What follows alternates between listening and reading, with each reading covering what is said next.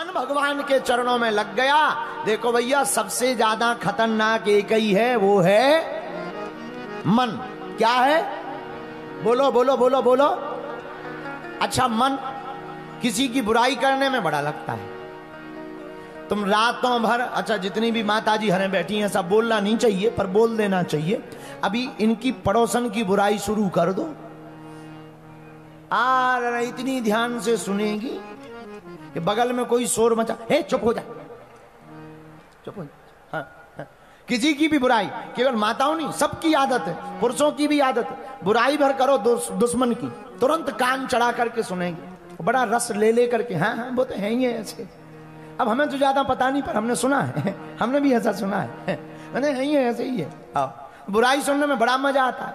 हम ये नहीं कह रहे सुननी नहीं चाहिए, पर हम एक प्रार्थना कर रहे, भैया हमें कान भगवान ने किसी की निंदा सुनने के लिए नहीं दिए, कान तो भगवान की कथा सुनने के लिए भगवान ने दिए हैं।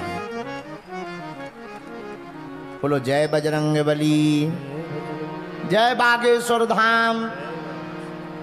तो तन का सदुपयोग करो। और सबसे ज्यादा खतरनाक है मन। क्या खतरनाक है? बोलो। मन।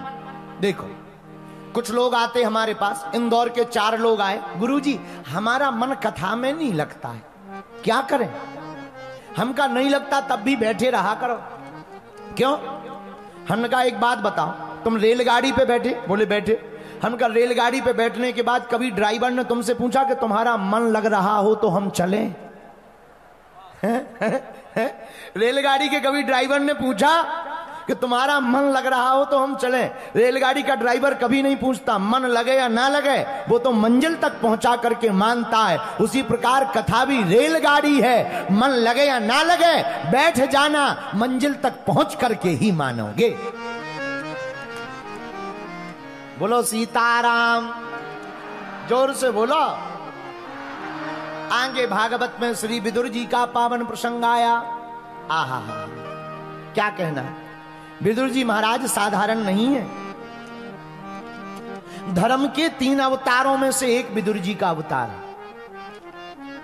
एक सुपच वाल्मीकि जी का अवतार है, एक युधिष्ठिर जी का अवतार है और तीसरा विदुर जी का अवतार है। धर्म ने 3 अवतार लिए, उनमें एक अवतार श्री विदुर जी का।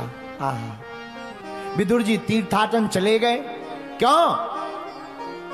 जब धृतराष्ट्र बिल्कुल अंधे हो चुके थे पुत्र मोह में, तो किसी ने कहा कि महाराज वो तो पहले से ही अंधे थे। अरे भैया, धृतराष्ट्र पहले से तो अंधे थे, पर पुत्र मोह में आदमी ज्यादा अंधा हो जाता है। जो अंधर की आंखें थी वो भी फूट गईं।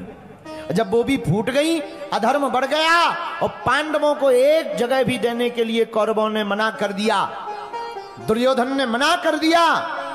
तब विदुर जी ने तत्क्षण उस घर को त्याग दिया। बोले क्यों? बोले जिस घर में धर्म का सम्मान ना हो, ऐसे घर को, ऐसे राजा को, ऐसे मित्र को और ऐसे व्यक्ति को त्याग देना चाहिए। बोलो जय सिया राम, जय सिया राम। मीराबाई ने तुलसीदास जी से पूछा था चिट्ठी लिख करके, महाराज हमारे भगवान के भजन में बाधक बनते हैं लोग, क्या करें? हमें भजन नहीं करने देते। तुलसीदास जी ने उत्तर लिखा, मीराबाई जाके प्रियना राम वैदेही,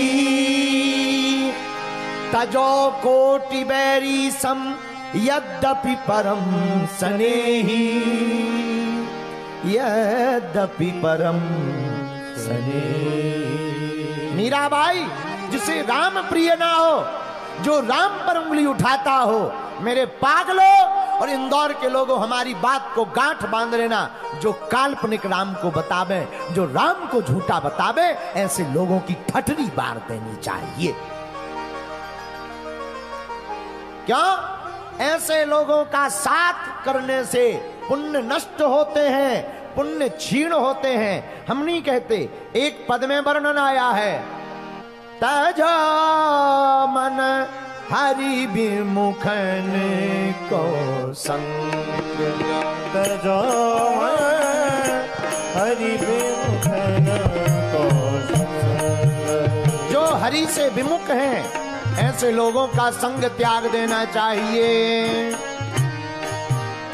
तजो मन हरि विमुख को संग, तजो मन हरि विमुख को संग, हरि विमुख को संग, हरि विमुख को संग, हरि विमुख को संग, हरि विमुख को संग, तजो मन हरि विमुख को संग, तजो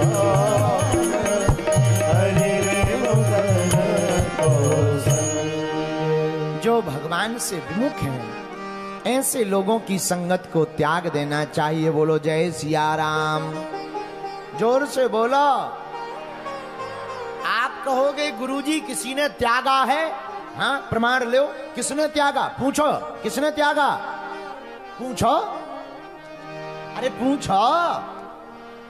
सुनो, तजो पिता प्रहलाद, विभीषण बंधु, भरत महतारी, बलि गुरु तजो, कंत ब्रज नंदन, भय मुद मंगलकारी।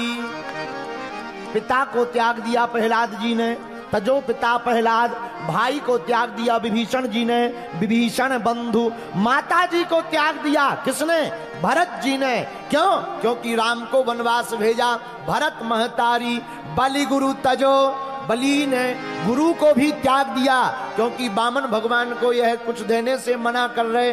कंत ब्रजनंदन, भय मुद मंगलकारी।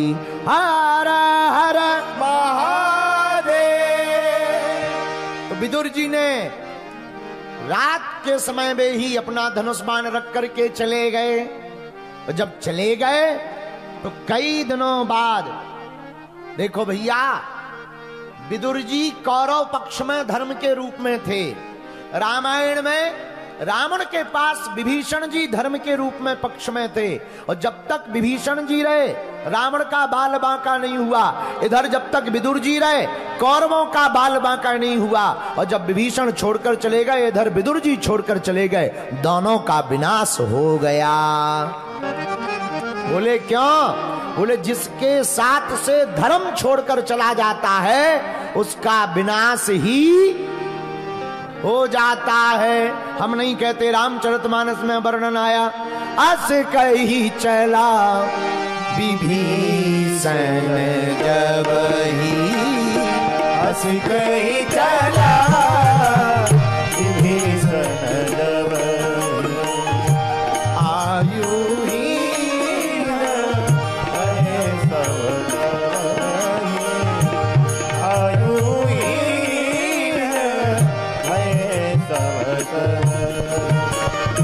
श्री राम जय राम, जय जय राम, श्री राम जय राम, जय जय राम, श्री राम जय राम, जय जय राम, श्री राम जय राम, जय जय राम, श्री राम